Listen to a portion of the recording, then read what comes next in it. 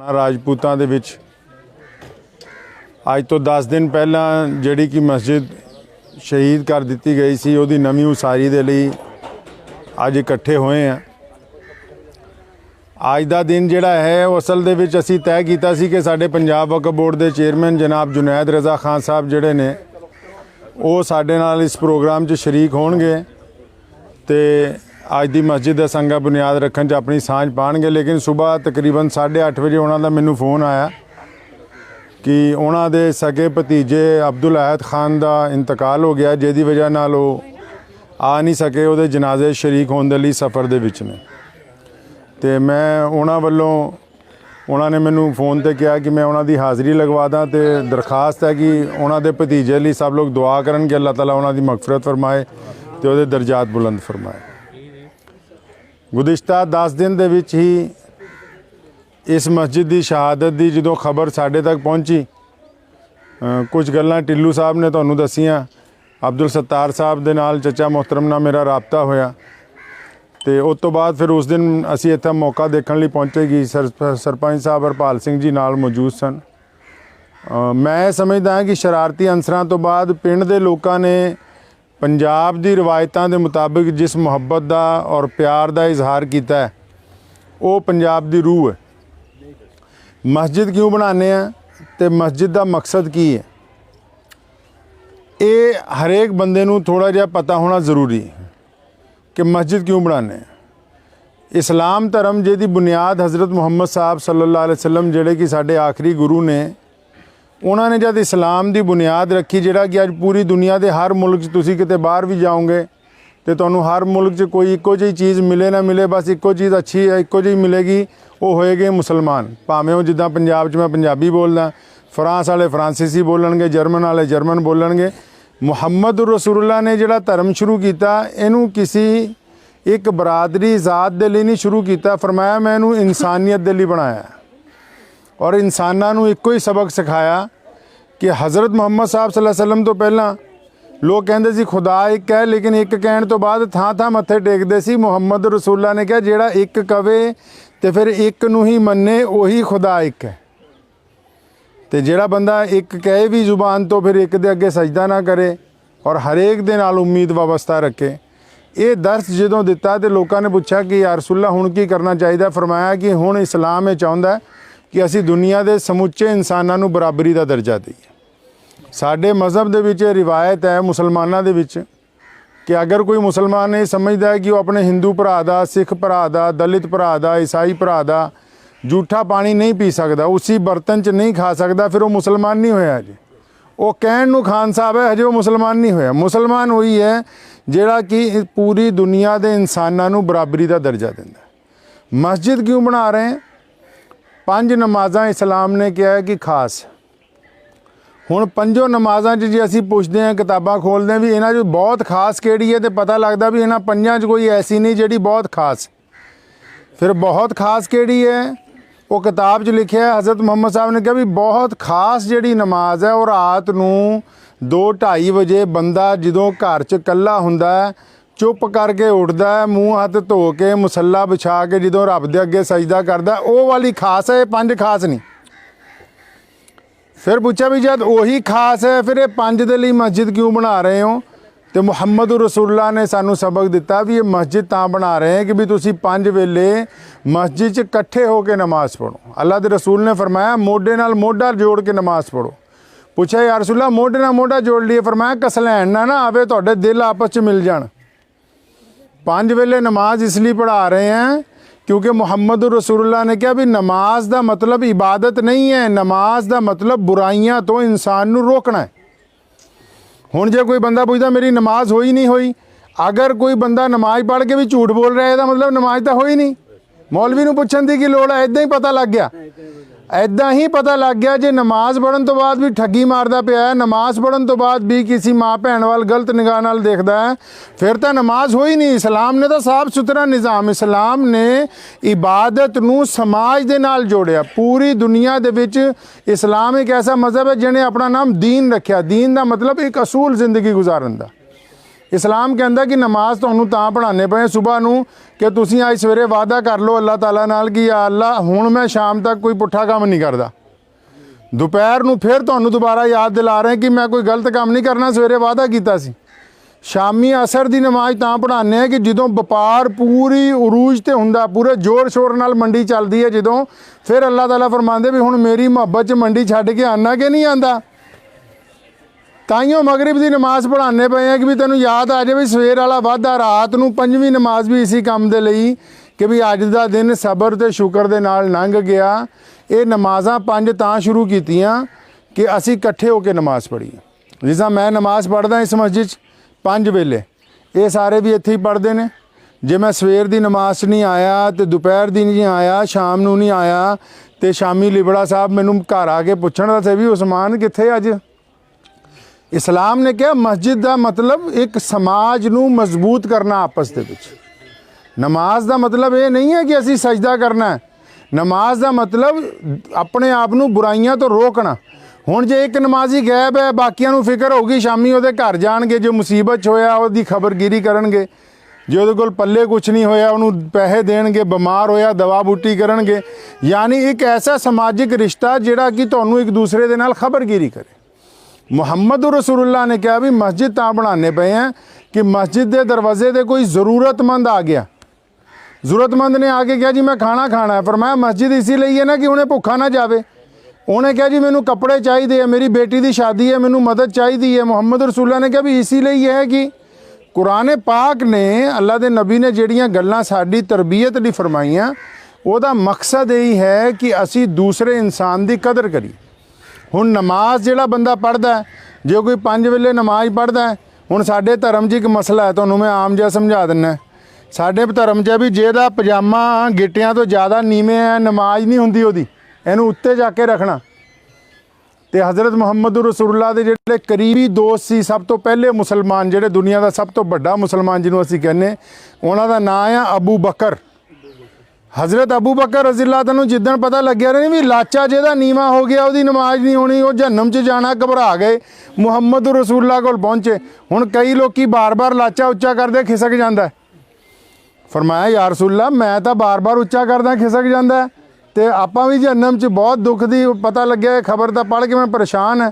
फरमाया अबू बकर नहीं, तू नहीं, और तेरे वर्गे बाकी भी नहीं। मैं या रसूलुल्लाह ये पजामा उच्चा काते कराया? फरमाया लाचा उच्चा तां करवा रहे हैं कि जिन्हां दी धौन च सरिया, जेड़े गरीब दा सलाम दा जवाब नहीं दिंदे, जेड़े माँ बाप दी इज्जत नहीं करते, जेड़े पड़ोसी दे नाल गल वकड़ी नहीं पाते, जेड़े सके भरा दे दुश्मन बने हुए है, जेड़े बीवी दे मूँह ते थप्पड़ मारते हैं, जेड़े अपनी औलाद दे नाल आकड़ा दिखाते। फरमाया ये तां उच्चा कराया भी धौन चो सरिया निकल जे, गर्दन नीवी हो जाए। तो मैं अक्सर लोगों को समझाना हुन्ना, हुण जिहदा पजामा होवे गिट्टियां तो उच्चा, सिर ते रख लवे पग, दाढ़ी भी रखी होवे, आकड़ के तुरदा होवे, गरीब दा सलाम दा जवाब ना दिंदा होए, नमाज पढ़दा होवे, माँ बाप दा कहना ना मनदा होए, कुरान शरीफ पढ़दा होवे, अपने गवांढी दे नाल ओहदी सलाम दुआ ना होवे, अल्लाह माफ़ फरमावे। हुणे पजामा गिट्टियां दी बजाय गोड्डियां ते कर ले तां भी इस्लाम नूं इह तों कोई लेना देना नहीं, शरीयत नूं इहदे तों कोई लेना देना नहीं। इस्लाम ने अपनी सारिया गल्लां सिर्फ इस गल दे उत्ते जोर दिता पूरी दुनिया कि इंसान की कदर करो। मुहम्मद रसूलुल्लाह ने कहा कि अल्लाह ताला ने कोई धी पुत ऐसा नहीं जम्मिया जिहड़ा गुलाम होवे। फरमाया तुसी कौन हुंदे हो किसी नूं कहण वाले भी तेरी जात माड़ी है, तू नीवा, तेरा रंग माड़ा है। यही तो बुनियादी वजह सी कि पूरी दुनिया 'च इस्लाम पहुंचा। मुहम्मद रसूलुल्लाह ने कहा भी जात और बरादरियां दे नां ते लोकां 'च वांडी ना पाओ। अगर कोई मुसलमान किसी दूसरे बंदे नूं अपने तो घटिया समझदा है, फिर वो हजे मुसलमान नहीं होया। मुसलमान होने लई लाजमी है कि वह मुहम्मद रसूलुल्लाह दे तरीके ते चले, सारी दुनिया नूं बराबरी का दर्जा अता करे। हज़रत मूसा अल्लाह ताला दे बहुत करीबी नबी ने, और अल्लाह ने उन्होंने कलीमुल्लाह दा खिताब दिता। फरमाया मैं इहदे नाल गल्लां करदा, बाकी किसी नाल गल्लां नहीं कीतियां। कोहे तूर दे पहाड़ ते रोज़ जांदे। एक दिन अल्लाह ताला ने फरमाया मूसा कल नूं जदों आएगा, जो असी दुनिया 'च बनाया, परिंदे चरिंदे, दरख्त, ज़मीन, मिट्टी, इंसान, जो कुछ बनाया, फरमाया इन्हां 'चों जिहड़ा माड़ा लगदा होवे तैनूं, जिहड़ी शै माड़ी होवे वो ले आई, ताकि असी भी देखिए ना भी ऐसा की बनाया जिहड़ा माड़ा है। मूसा अलैहिस्सलाम जब दूसरे दिन पहुँचे तो खाली हथ, ਤੇ ਅੱਲਾਹ ਤਾਲਾ ਨੇ ਫਰਮਾਇਆ ਮੂਸਾ ਕੀ ਗੱਲ ਕੁਝ ਲੱਭਿਆ ਨਹੀਂ ਜਿਹੜਾ ਅਸੀਂ ਮਾਲਾ ਬਣਵਾਇਆ? ਤੇ ਮੂਸਾ अलैहिस्सलाम ਨੇ ਕਿਹਾ ਯਾ ਅੱਲਾ ਮੈਨੂੰ ਆਪਣੇ ਤੋਂ ਮਾਲਾ ਕੋਈ ਨਹੀਂ ਲੱਭਿਆ। ਲੇਕਿਨ ਜਿਹੜੀ ਅੱਲਾਹ ਤਾਲਾ ਨੇ ਗੱਲ ਕਹੀ ਉਹ ਤੁਹਾਨੂੰ ਸੁਣਾਣੀ ਹੈ। ਫਰਮਾਇਆ ਮੂਸਾ ਉਹ ਜੇ ਤੂੰ ਇੱਕ ਕਾਲਾ ਬੱਚਾ ਬੱਕਰੀ ਦਾ ਚੱਕ ਲਿਆਂਦਾ ਨਾ ਤੇ ਸਾਨੂੰ ਆਪਣੀ ਖੁਦਾਈ ਦੀ ਕਸਮ ਹੈ ਤੇਰੇ ਤੋਂ ਨਬੂਤ ਵਾਪਸ ਖੋਹ ਲੈਣੀ ਸੀ ਕਿ ਅਸੀਂ ਦੁਨੀਆ 'ਚ ਕਿਸੇ ਨੂੰ ਬਗੈਰ ਇੱਜ਼ਤ ਦੇ ਨਹੀਂ ਪੈਦਾ ਕੀਤਾ ਹੈ, कि असी दुनिया किसी को बगैर इज्जत दे पैदा नहीं किया। अल्लाह फरमाउंदे कि भावें वो किसी भी धर्म का है। कुरान पाक ने कहा, मुहम्मद रसूलुल्लाह ने मुसलमानों को कहा कि इबादत तो एक अल्लाह की करनी है, लेकिन दुनिया जेडे होर मजहब है उन्होंने सत्कार तुहाडे ते लाजमी है, उन्होंने बजुर्गों का सत्कार तुहाडे ते लाजमी है, उन्होंने इबादत गाहां का सत्कार तुहाडे ते लाजमी, उन्होंने बच्चों का सत्कार लाजमी। फरमाया खुदा की इबादत के नाल दूसरिਆਂ ਦਾ जे तुसीं दिल ही तोड़ते रहे फिर काहदी इबादत है? जे तुसी दूसरिਆਂ ਦਾ दिल ही तोड़ना है फिर तो कोई इबादत नहीं है, फिर तुहाडी कोई इबादत की जरूरत नहीं है। शेख फरीद रहमतुल्लाह अलैह नूं लोगों ने सुनिया तो बहुत है, तो बाबा फरीद जिहड़ा सी वो रोज़े सारी जिंदगी रखदा सी। असीं तां रमजान च रखते हैं ना, बाबा जी सारी जिंदगी नफली रोज़े रखते सी। रोज़िਆਂ च रमजान वाले रोज़े, बाकी नफली। अपनी शकरगंज जिथे उन्हां दी दरगाह है लाहौर दे विच तशरीफ फरमा सीगे ते एक हिंदू औरत आ गई, उन्हें घर कुछ मन्नत मंगी होनी है, भोग लवान लई आ गई। तो बाबा जी नूं जदों सामने लिया के थाल रखिया कहण लगी बाबा जी भोग लाओ। तो जिन्ने चेले सीगे मुसलमान वो बाबे वाल ना अजीब नज़रां नाल देखदे आ कि लगदा बाबे नूं याद नहीं रहा कि अज रोज़ा है, कि बाबे नूं हुण कह नहीं सकते, लोकां 'च बोल नहीं सकते। तो बाबा जी ने बिस्मिल्लाह पढ़ के उहदे खाने चों कुछ 2 लुकमे लिते। जदों चली गई तो मुरीदा ने कहा बजुर्गो याद नहीं रहा अज तुहाडा तां रोज़ा है? वो फरमाया कमलियो मैनू पता है कि मेरा रोज़ा है, मेरे रसूल मुहम्मद रसूलुल्लाह ने कहा कि किसी का दिल नहीं तोड़ना। और जे मैं रोज़े की तो कज़ा हो सकती है, दिल टुटियां की कज़ा नहीं हुंदी, दिल टुटियां की कज़ा नहीं हुंदी, रोज़े की कज़ा हो जाती है। मुहम्मद रसूलुल्लाह अपनी मस्जिद च बैठे ने, एक उन्हां दा सहाबी है बड़ा गरीब है और दिहाड़ी ते मजदूरी करदा, और उस दौर च अंगूर बड़े महंगे आंदे, अंगूर खरीद के लिया हज़रत मुहम्मद साहब नूं पेश कीते। ते इन्हां दा की असूल है कि जदों कोई चीज़ आंदी लोकां नूं वंड दिंदे। उदण जदों अंगूर लिया एक खादा ते सोहणे रसूल ने सारे ही खा ले, सारे अंगूर खा ले। तो वह बड़ा खुश होया, शुक्रिया अदा करके जदों चला गया। अबू हुरैरा ने कहा जिहड़े खास हज़ूर सल्लल्लाहु अलैहि वसल्लम दे साहबी ने करीबी, मैं या रसूलल्लाह तुसीं तां वंड के खाने हुंदे हो, अज तुसीं कल्ले कल्ले सारे अंगूर खा गए। और फरमाया मेरे सहाबा ये जिहड़ा मेरा सहाबी है बड़ा गरीब है, बड़े चाह ना मेरे लिए अंगूर ले आया। जद पहला खादा तो वह इन्ना खट्टा सी कि बर्दाश्त नहीं होया। जे मैं तुहाडे च वंडदा तुसीं रौला पा देना सी तेरे अंगूर खट्टे है, इस गरीब का दिल टुट जाना सी। ते इस गल नूं मस्जिदां दे लोग जिहड़े ने, मैं अक्सर क्योंकि इत्थे तो चलो मुसलमान नहीं है पिंड दे विच, अक्सर मैं अपनी मस्जिदां च मौलवियां नूं और प्रधानां नूं कहना हुन्ना ये गल कि जिस प्रधान नूं मस्जिद दे और इमाम नूं ये नहीं पता कि तेरे महल्ले च बेवा किन्नियां ते जिन्हां दे घर चूल्हा नहीं जलदा, फिर वो मसीह च नमाज पढ़न का कोई फायदा नहीं है। कोई भी गुरु घर होए अगर उन्होंने ये नहीं ना पता कि ऐसे किन्ने लोग हैं जिन्हां नूं तरले पे है रोटी दे और शाम नूं परेशान ने, फिर इबादत का कोई फायदा नहीं। मुहम्मद रसूलुल्लाह ने ताकीद की सानू कि पहला पड़ोसी, पड़ोसी भावें हिंदू होए, सिख होए, दलित होए, जैनी होए, कोई होए, फरमाया पहला पड़ोसी, सके भरावां तो भी पहला पड़ोसी। फरमाया पहला पड़ोसी, जे पड़ोसी नाल नहीं बनती फिर अल्लाह ताला तो की। लोकी साडे कोल आई जाते हुण मसीत बनानी, इत्थे भी बुढ़ियां आण लग पणियां कि दिओ जी बाबा जी तवीज़ दे दिओ जी सानू। वो एक गल सुनो, जेदे माँ प्यो जिंदा होण ते ओदी बुढ़ी ओदे लई दुआ ना करदी होवे, जेड़े मर्जी बाबे को दुआ करा लवे, कोई बाबा किसी दी दुआ नहीं कबूल होनी। मैं क्या बड़े तो बड़ा शेखुल हदीस मौलवी आ जाए और जिस बंदे दी माँ जिंदा है अपनी माँ नूं जाके खिदमत नहीं करता, बाहर लोगों नूं फ्रूट वंडदा फिरदा, वो नहीं कबूल होनी। ये माँ बाप की नाफरमानी एक ऐसी सजा है कि ये दुनिया च मिलनी है, इत्थे अल्लाह ताला ने जलील करना उस बंदे नूं।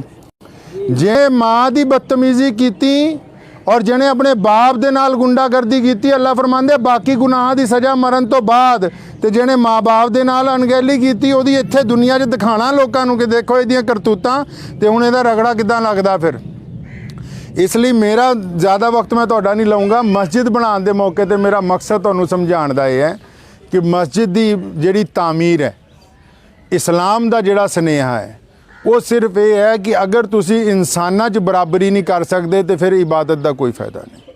ਸਭ ਤੋਂ ਪਹਿਲਾਂ ਅੱਲਾ ਦੇ ਰਸੂਲ ਹਜ਼ਰਤ ਮੁਹੰਮਦ ਰਸੂਲੁल्लाह सल्लल्लाहु अलैहि वसल्लम ਨੇ ਹੁਕਮ ਦਿੱਤਾ ਕਿ ਇਨਸਾਨਾਂ ਦੇ ਵਿੱਚ ਬਰਾਬਰੀ ਕੀਤੀ ਜਾਵੇ। ਇਸਲਾਮ ਦੀ ਇਹੀ ਖੂਬੀ ਨੇ ਇਹਨੂੰ ਪੂਰੀ ਦੁਨੀਆ 'ਚ ਪਹੁੰਚਾਇਆ। ਅਸੀਂ ਤੁਹਾਡੇ ਦਰਮਿਆਨ ਮੌਜੂਦ ਹਾਂ। ਇਸਲਾਮ ਨੇ ਮਾफ़ ਕਰਨ ਦਾ ਹੁਕਮ ਦਿੱਤਾ।